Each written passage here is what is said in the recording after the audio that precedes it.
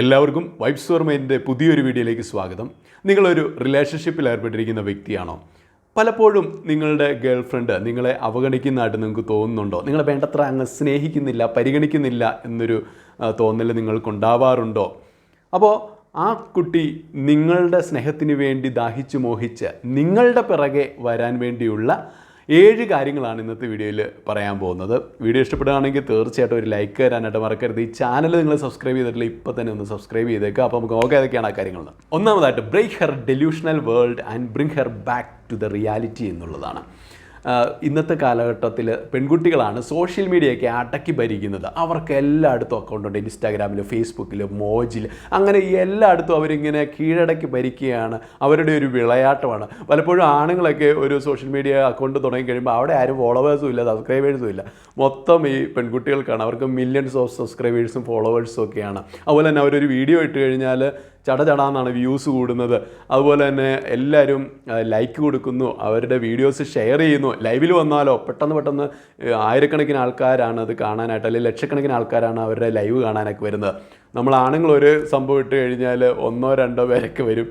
അങ്ങനെ അപ്പം ചിലർക്കൊക്കെ ഒരുപാട് ആളെ കിട്ടുന്നുണ്ട്, ഇല്ലെന്നല്ല. പക്ഷേ പൊതുവിൽ പറഞ്ഞ പെൺകുട്ടികളാണ് ഈ സോഷ്യൽ മീഡിയ അടക്കി ഭരിക്കുന്നത്. അപ്പോൾ പലതും അവരുടെ ബ്യൂട്ടി കണ്ടിട്ടാണ് പല കിഴങ്ങന്മാരായിട്ടുള്ള ആണുങ്ങളും ഒരു ദേവതയെപ്പോലെ കണ്ട് തന്നെ അവരെ അങ്ങ് ആരാധിക്കുകയാണ്. എന്തൊക്കെ പഞ്ചാര വർത്താനങ്ങളാണ് അവരുടെ വീഡിയോസിൻ്റെ താഴെ എഴുതിയിടുക. അപ്പോൾ കാണുമ്പോൾ നമുക്ക് തന്നെ ലജ്ജ തോന്നുന്ന രീതിയിലാണ് സുഖിപ്പിക്കലും പ്രൈസിങ്ങും ഒക്കെ നടക്കുന്നത്. അപ്പോൾ അതെന്തും ആയിക്കൊള്ളട്ടെ. അപ്പോൾ ഇതൊക്കെ കണ്ടു കഴിയുമ്പോൾ പെൺകുട്ടികൾ വിചാരിക്കും അവർക്ക് ഒരു ഡെലൂഷണൽ വേൾഡിലാവാനായിട്ട് സാധ്യതയുണ്ട്. ഒരു സ്വപ്ന ലോകത്തിൽ അവരായിപ്പോവും. കാരണം ഞാൻ ആരോ ആണ്, എനിക്ക് ഒരുപാട് താരമൂല്യമുണ്ട്, എന്നെ ആരാധിക്കാൻ ഒരുപാട് പുരുഷന്മാർ, അല്ലെങ്കിൽ ഒരുപാട് ആളുകൾ. അപ്പോൾ അങ്ങനെയൊക്കെ വിചാരിക്കുമ്പോൾ ഞാനൊരു സംതിങ് ആയി എന്നുള്ള പോലെ ഒരു സുപ്പീരിയോറിറ്റി കോംപ്ലക്സ് അവർ ഡെവലപ്പ് ചെയ്യാനായിട്ട് തുടങ്ങും. അപ്പോൾ അതുകൊണ്ട് തന്നെ റിലേഷൻഷിപ്പിലേക്ക് കടന്നു വരുമ്പോഴും അവർ ഇതേ ഒരു ഡോമിനൻസും സുപ്പീരിയോറിറ്റി കോംപ്ലക്സും ആയിട്ടായിരിക്കും ആ പാർട്ട്ണറെ സമീപിക്കുക. അപ്പം നിങ്ങൾ അവളെ സ്നേഹിക്കുന്നതെങ്കിൽ നിങ്ങളെ അവളപ്പോൾ ട്രീറ്റ് ചെയ്യുന്നത് ഒരു ഇൻഫീരിയർ ആയിട്ടായിരിക്കും. അപ്പോൾ അതുകൊണ്ട് തന്നെ നിങ്ങളത് ഓക്കെ, നീ എന്നെ ഇൻഫീരിയർ ആയിട്ട് കരുതിയാൽ മതി എന്നുള്ള രീതിയിൽ നിങ്ങളുടെ ഭാഗത്തുനിന്ന് ഇവളെ വർഷിപ്പ് ചെയ്യാനും ആ രീതിയിൽ താഴ്ന്നു കൊടുക്കാനും പോയി കഴിയുമ്പോൾ പ്രശ്നം എന്നാ വെച്ച് കഴിഞ്ഞാൽ അവിടെ അവൾ ഡോമിനേറ്റ് ചെയ്യാൻ തുടങ്ങുമെന്ന് മാത്രമല്ല, കുറച്ച് കഴിയുമ്പം അവൾക്ക് തന്നെ തോന്നും ഇപ്പം വെറുതെ ഒരു കളിപ്പാവയാണ്, ഒരു മരപ്പാവയാണ്, ഒരു രസം തോന്നുകയല്ല. അപ്പോൾ അതുകൊണ്ട് തന്നെ നിങ്ങളോടുള്ള ഒരു റിലേഷൻഷിപ്പിന് പിന്നെ അവൾക്ക് താല്പര്യം തോന്നത്തില്ല. കാരണം അവളെ കഴിഞ്ഞ് വല്ലാണ്ടങ്ങ് ഇൻഫീരിയർ ആണ്, നിങ്ങൾ ഒരു വാല്യൂ ഇല്ലാത്ത മനുഷ്യൻ, അതൊന്നും അവൾക്ക് തന്നെ ഫീൽ ചെയ്യും. അപ്പോൾ അതുകൊണ്ട് റിലേഷൻഷിപ്പിൽ ഒരിക്കലും ഒരു ഇൻഫീരിയോറിറ്റി ഉണ്ടാവാനായിട്ട് പാടില്ല. ആരും ആർക്കും മേലും ഇൻഫീരിയർ അല്ല. റിലേഷൻഷിപ്പിൽ ഒരു ഈക്വൽ ട്രീറ്റ്മെൻ്റ് ആണ് വേണ്ടത്. അപ്പോൾ അതുകൊണ്ട് തന്നെ ആ ഒരു റിയൽ വേൾഡിലേക്ക് കുട്ടിയെ കൂട്ടിക്കൊണ്ടുവരാനായിട്ട് നമ്മൾ നമ്മുടെ ഭാഗത്തുനിന്ന് കുറച്ചൊക്കെ ഡോമിനൻസും കുറച്ച് സുപ്പീരിയോറിറ്റി ആദ്യമേ ഒന്ന് കാണിക്കുക. അത് കഴിഞ്ഞ് ആ കുട്ടി മെല്ലെ ആ ഒരു റിയാലിറ്റിയുടെ വേൾഡിലേക്ക് ഇറങ്ങി വന്നു കഴിയുമ്പോൾ നമ്മളും അതുപോലെ തന്നെ ഈക്വൽ ആവുക. ഒരിക്കലും പിന്നെ നമ്മൾ സുപ്പീരിയർ ആവരുത്. കാരണം നമ്മൾ ഇവിടെ റിലേഷൻഷിപ്പിൽ ആരെയും ഭരിക്കുന്നില്ല, മറിച്ച് സ്നേഹമാണ് നമ്മളെ 2 കൂട്ടരെയും ഭരിക്കേണ്ടത്. അപ്പോൾ അവിടെ സ്നേഹത്തിനാണ് കൂടുതൽ പ്രാമുഖ്യം. അപ്പോൾ അതുകൊണ്ട് തന്നെ നമ്മൾ ഈ പറഞ്ഞ മിഥ്യാധാരണകൾ ആ കുട്ടിയിൽ നിന്നും ഇല്ലാതെയാക്കി കൊടുക്കുക. ഈ പറഞ്ഞ ബ്യൂട്ടി മാത്രമല്ല ഒരു വ്യക്തിക്കുണ്ടാവേണ്ടത്, നമ്മൾ സ്നേഹിക്കുന്നു, ഇഷ്ടപ്പെടുന്നു, ആ കുട്ടിയെ ആയിരിക്കുന്ന ആ വ്യക്തിത്വത്തെയാണ്, ആ കുട്ടിയെ മുഴുവനായിട്ടാണ്, ആ കുട്ടിയുടെ കുറവുകളോടും കുറ്റങ്ങളോടും, അല്ലെങ്കിൽ ആ കുട്ടിയുടെ സൗന്ദര്യത്തോടും ആ കുട്ടികളുടെ കഴിവുകളോടും, അങ്ങനെ ആ കുട്ടി ആയിരിക്കുന്ന ആ കുട്ടിയുടെ വ്യക്തിത്വത്തെ മൊത്തമാണ് നമ്മൾ സ്നേഹിക്കുന്നത് എന്നുള്ളൊരു ബോധം ആ കുട്ടിക്ക് കൊടുക്കുക. അപ്പോൾ നമ്മൾ അവരുടെ ക്യാരക്ടറിനെ കൂടുതൽ വില വെക്കുന്നു എന്നുള്ള ഒരു ഇമ്പ്രഷനായിരിക്കും നമ്മൾ കൊടുക്കുന്നത്. അപ്പോൾ ആ കുട്ടിക്ക് മനസ്സിലാവും ഇവന് എന്തൊക്കെ നല്ല വിലയുള്ള മനുഷ്യനാണ്. അപ്പോൾ അവർ നമ്മളെ അറിയാതെ തന്നെ നമുക്ക് റെസ്പെക്റ്റ് ചെയ്യാനായിട്ട് തോന്നും. കാരണം എല്ലാവരും അവളുടെ സൗന്ദര്യത്തെ പുകഴ്ത്തുമ്പോൾ ഒരാൾ മാത്രം അതിൽ നിന്നും വിഭിന്നനായിട്ട് നിൽക്കുന്നത് കാണുമ്പോൾ അവൾക്ക് മനസ്സിലാവും, അപ്പോൾ ഇവൻ എന്തൊക്കെ പ്രത്യേകതയുണ്ട്, ഇവൻ എൻ്റെ സൗന്ദര്യം മാത്രമല്ല കണ്ട് ആരാധിക്കുന്നത്, മറിച്ച് ഞാനെന്ന വ്യക്തിയെയാണ്, അതിനാണ് അവൻ കൂടുതൽ വില കൽപ്പിക്കുന്നത്. അപ്പോൾ അവൾ തന്നെ റിയാലിറ്റിയിലേക്ക് കടന്നു വരാനായിട്ട് തുടങ്ങും. അപ്പോൾ ആ രീതിയിൽ നല്ല സ്വഭാവങ്ങൾ കൾട്ടിവേറ്റ് ചെയ്യാനായിട്ട് തുടങ്ങും. ഈ പറഞ്ഞ സുപ്പീരിയോറിറ്റി കോംപ്ലക്സ് ഒക്കെ ഉപേക്ഷിച്ച് നമ്മളെ ഈക്വലായിട്ട് ട്രീറ്റ് ചെയ്യാനും പരസ്പര സ്നേഹവും ബഹുമാനവും ഒക്കെ ആ ബന്ധത്തിൽ കടന്നു വരാനും ഒക്കെ തുടങ്ങുന്നതായിരിക്കും. രണ്ടാമത്തെ keep an I on other girls എന്നുള്ളതാണ്. ഈ പറയുന്നത് നമ്മൾ റിയലായിട്ട് ചെയ്യാൻ വേണ്ടി പറയുന്നതല്ല, ജസ്റ്റ് ഒന്ന് ആക്ട് ചെയ്യാൻ വേണ്ടിയിട്ടാണ്, അവളുടെ മുമ്പിൽ ഒന്ന് അഭിനയിക്കാൻ വേണ്ടി മാത്രം പറയുന്നതാണ് കേട്ടോ. അതായത് ആ പെൺകുട്ടിയുടെ സാന്നിധ്യത്തിൽ വെച്ച് നമ്മൾ മറ്റു പെൺകുട്ടികളുടെ വായി നോക്കുന്നതായിട്ടൊന്ന് അഭിനയിച്ചേക്കുക. അതെന്തിനാണെന്ന് വെച്ച് കഴിഞ്ഞാൽ നമ്മളിങ്ങനെ നോക്കുന്ന കാണുമ്പോൾ ആ പെൺകുട്ടിക്ക് തോന്നും അപ്പോൾ ഇവന് വേറെ ഓപ്ഷൻസ് ഉണ്ടല്ലേ. അതായത് ഇപ്പം ഞാൻ ഇവൻ്റെ കൂട്ടത്തിൽ ഈ ഒരു റിലേഷൻഷിപ്പിന് വേണ്ടി ശരിയായ രീതിയിൽ ഇൻവെസ്റ്റ് ചെയ്ത് ഇവന് ഇഷ്ടപ്പെടുന്ന രീതിയിലൊക്കെ പെരുമാറിയില്ലെങ്കിൽ ഒരുപക്ഷെ ഇവൻ എന്നെ ഉപേക്ഷിച്ചിട്ട് അവരുടെ പുറകെ പോകും, അപ്പോൾ നിങ്ങളെ കൈവിട്ട് പോകുമെന്നുള്ളൊരു ഫീല് ആ കുട്ടിക്ക് വരും. അപ്പോൾ ഉടനെ ആ കുട്ടി നിങ്ങളെ കൂടുതൽ ആ ഒരു സ്നേഹബന്ധത്തിന് വേണ്ടി ഇൻവെസ്റ്റ് ചെയ്യാനായിട്ട്, അത് നിങ്ങളെ വിട്ടുകൊടുക്കാൻ അവൾ തയ്യാറല്ല. അപ്പോൾ അതുകൊണ്ട് തന്നെ അവൾക്കൊരു നാച്ചുറലായിട്ടുള്ള എൻവി ഉണ്ട്, ഒരു നാച്ചുറലായിട്ടുള്ള അസൂയ പെൺകുട്ടികൾക്കുണ്ട്, അതുപോലെ തന്നെ ഒരു നാച്ചുറലായിട്ടുള്ള ഒരു പൊസസീവ്നെസ് ഉണ്ട്. അതൊക്കെ വളരെ ചെറിയ അളവിൽ വളരെ നല്ലത് തന്നെയാണ്. അപ്പോൾ ഈ പറഞ്ഞ സംഭവങ്ങൾ, ഈ പൊസസീവ്നെസ്, ഈ ഒരു അസൂയൊക്കെ ഒന്ന് കുറച്ച് ബൂസ്റ്റപ്പ് ആവും. അപ്പോൾ അതുകൊണ്ട് തന്നെ അവൾ നിങ്ങളെ അങ്ങനെ വേറെ ഒരാൾക്ക് വിട്ടുകൊടുക്കാതിരിക്കാൻ വേണ്ടിയിട്ട് തന്നെ കൂടുതൽ ഈ റിലേഷൻഷിപ്പ് ശ്രദ്ധിക്കാനായിട്ട് തുടങ്ങും, നിങ്ങളെ കൂടുതൽ കെയർ ചെയ്യാനായിട്ട് തുടങ്ങും, നിങ്ങളെ കൂടുതൽ സ്നേഹിക്കാനായിട്ട് തുടങ്ങും. അതുപോലെ തന്നെ ആ സ്നേഹപ്രകടനങ്ങളൊക്കെ കുറേ കൂടെ എവിഡൻ്റായിട്ട് പ്രകടിപ്പിക്കാനായിട്ട് തുടങ്ങും എന്നുള്ളതാണ്. ഇനി മൂന്നാമായിട്ട് ജസ്റ്റ് ഡിസപ്പിയർ ഇൻ ബിറ്റ്വീൻ എന്നുള്ളതാണ്. ഇടയ്ക്ക് അങ്ങ് അപ്രത്യക്ഷനാവുക എന്നുള്ളതാണ്. ഒരു സിനിമയെ കണ്ടാണ്, സിനിമയുടെ പേര് ഓർമ്മയില്ല, എന്തൊക്കെയാണെങ്കിലും അതിലെ നായകൻ എഞ്ചിനീയറിങ്ങിന് പഠിക്കുകയാണ്. അപ്പോൾ അതേ ക്ലാസ്സിൽ പഠിക്കുന്ന ഒരു പെൺകുട്ടിയോട് നായകനൊരു ക്രഷ് തോന്നുന്നു. അപ്പോൾ ഈ പെൺകുട്ടിയെ അവൻ ജസ്റ്റ് പരിചയപ്പെടുന്നു, ഇടയ്ക്കൊക്കെ കാണുമ്പോൾ ഒക്കെ സംസാരിക്കുന്നു.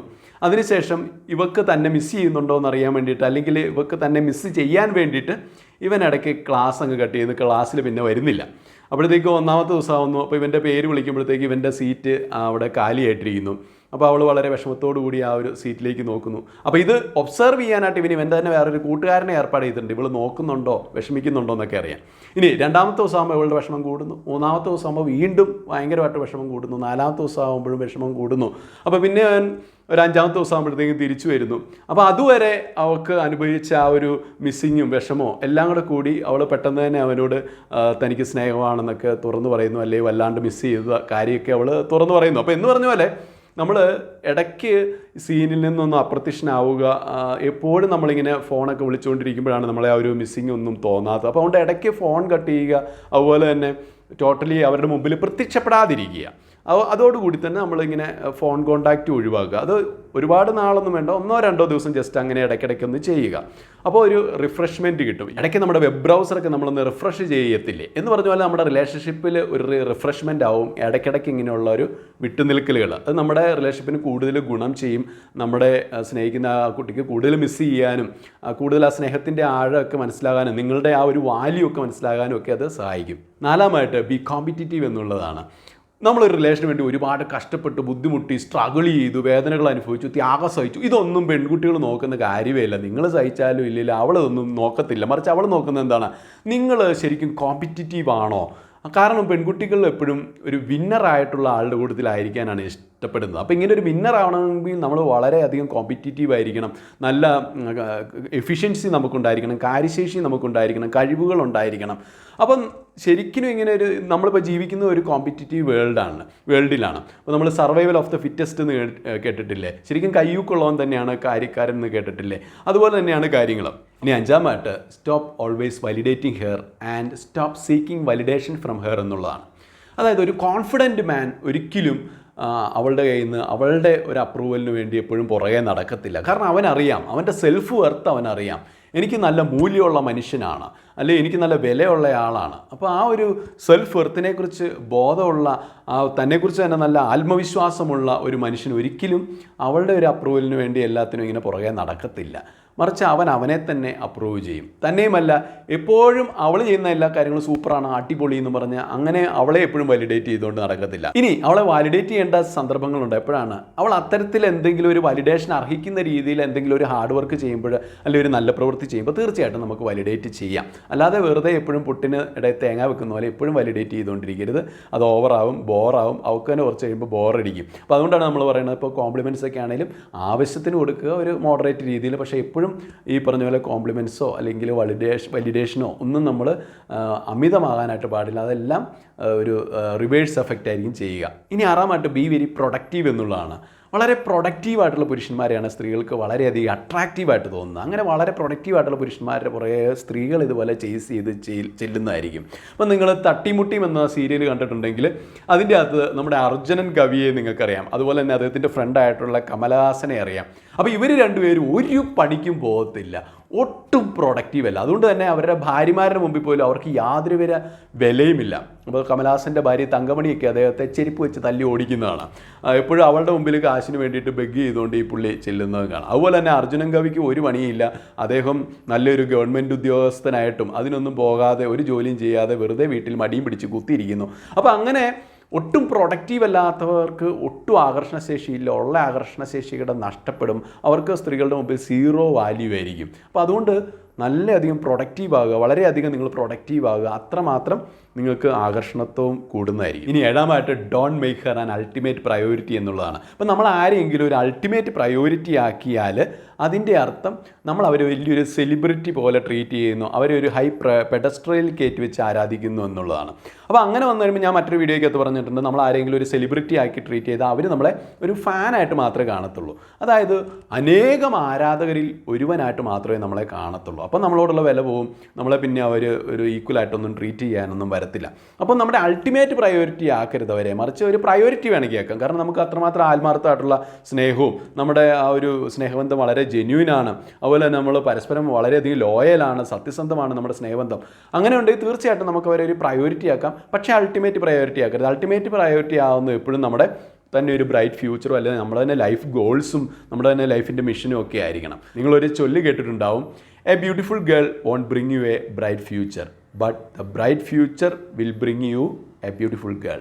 അതായത് നമുക്ക് ഒരു നല്ല സുന്ദരിയായ പെൺകുട്ടി ഒരിക്കലും ഒരു ശോഭനമായ ഭാവി കൊണ്ടുതരത്തില്ല. എന്നാൽ നമ്മൾ തന്നെ സ്വന്തമായിട്ടൊരു ശോഭനമായ ഭാവി ഉണ്ടാക്കിയെടുത്തിട്ടുണ്ടെങ്കിൽ, ഒരു നല്ല അടിപൊളി ഭാവി നമുക്ക് വേണ്ടി നമ്മൾ ഉണ്ടാക്കിയെടുത്തിട്ടുണ്ടെങ്കിൽ തീർച്ചയായിട്ടും ആ ഒരു നല്ല ഭാവി നമുക്ക് ഏറ്റവും അനുയോജ്യമായിട്ടുള്ള നല്ലൊരു പെൺകുട്ടിയെയും കൊണ്ടുതരും. അപ്പോൾ അതുകൊണ്ട് നമ്മളെപ്പോഴും നമ്മുടെ ആ ഒരു ലൈഫ് ഗോൾസിനെയും നമ്മുടെ ഒരു ബ്രൈറ്റ് ഫ്യൂച്ചറിനെയൊക്കെ തന്നെ ആയിരിക്കണം നമ്മുടെ ലൈഫിൻ്റെ സെൻറ്റർ ആക്കുന്നതും അൾട്ടിമേറ്റ് പ്രയോറിറ്റി ആക്കുന്നതും. അപ്പോൾ ഈ പറഞ്ഞ 7 കാര്യങ്ങൾ നമ്മൾ ഫോളോ ചെയ്ത് കഴിഞ്ഞാൽ തീർച്ചയായിട്ടും നമ്മൾ വളരെയധികം അട്രാക്റ്റീവായിട്ട് പെൺകുട്ടികളുടെ മുമ്പിൽ കാണപ്പെടും. അപ്പോൾ നമ്മൾ അവരുടെ മുമ്പിൽ സ്നേഹത്തിന് പുറകെ വേണ്ടി യാചിച്ചുകൊണ്ട് പോകേണ്ട കാര്യമില്ല. നമ്മളിപ്പോൾ ഒരു റിലേഷൻഷിപ്പിലുള്ള വ്യക്തിയാണ്, തീർച്ചയായിട്ടും നമ്മുടെ വില തിരിച്ചറിഞ്ഞുകൊണ്ട് ആ പെൺകുട്ടി നമ്മളെ പിന്നെ അവഗണിക്കത്തില്ല, നമ്മുടെ പുറകെ അവർ നടക്കാനായിട്ട് തുടങ്ങും. അപ്പോൾ ഈ വീഡിയോ നിങ്ങൾക്ക് ഇഷ്ടമെങ്കിൽ തീർച്ചയായിട്ടും ഒരു ലൈക്ക് തരാനായിട്ട് മറക്കരുത്. നാളെ നല്ലൊരു വീഡിയോ ആയിട്ട് കണ്ടുമുട്ടാം. നന്ദി.